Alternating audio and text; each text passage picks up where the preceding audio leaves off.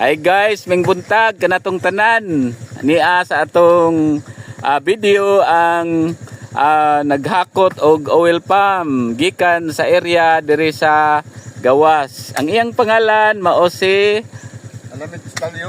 Alamid Bistalyo, membro sa o trabahante sa unsay pangalan ninyong co-op? Mako. Og kani siya, pila imong estimate nga adlaw nga income?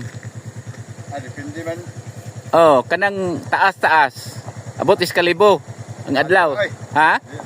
700. 800 ang iyang adlaw.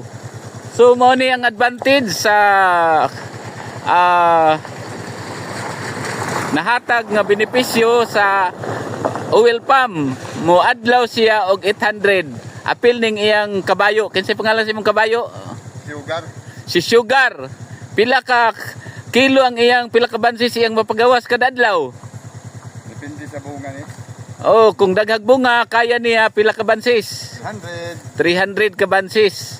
So ang kabugat sa oil palm wala na diha sa likod sa harvester na anakang sugar. Mo ni dako kay siyang tabang.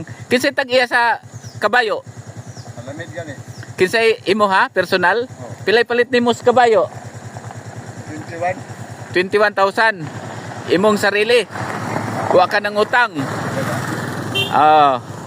Mao ni ang kuan nakapamino sa bugat sa trabaho tungod kay adunay kabayo nga nagtabang. So imong guyuron dito sa ilalom gikan sa kuan imo nang ikarga.